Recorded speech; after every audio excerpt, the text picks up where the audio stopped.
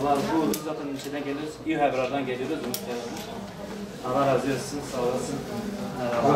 جيراني حضرتي محمد بن إن شاء الله. Sağ olun. Arkadaşlar razı olsun. خمسة تعيس. وبيرم شكل فلان يا جوار بيرم. Sağ olun. Arkadaşlar razı olsun. Alman yeri var.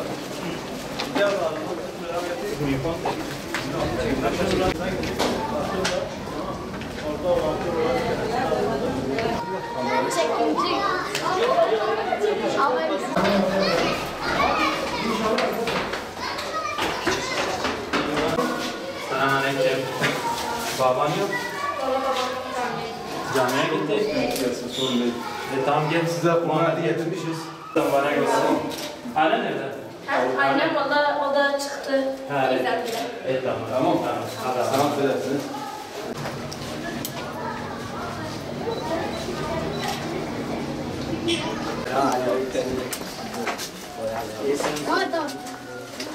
Koyunuz balık olsun.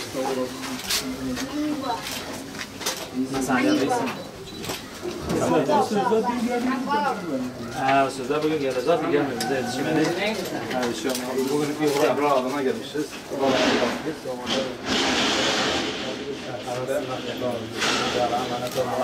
Hayırlı bayramlar. Önden bir şey vereyim mi? Önden bir şey vereyim mi?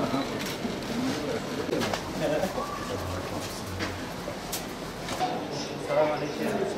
Hayırlı bayramlar.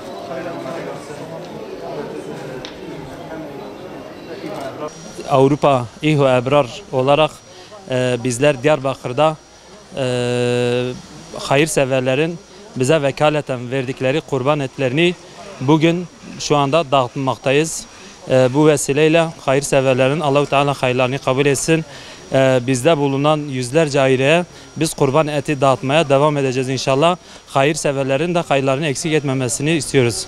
Biz her yıl düzenli olarak kurban eti yüzlerce aileye beraber aynı şekilde her ay düzenli olarak belki 300-400 arası aileye biz yardım yapıyoruz. Yardımlarımızı ulaştırıyoruz.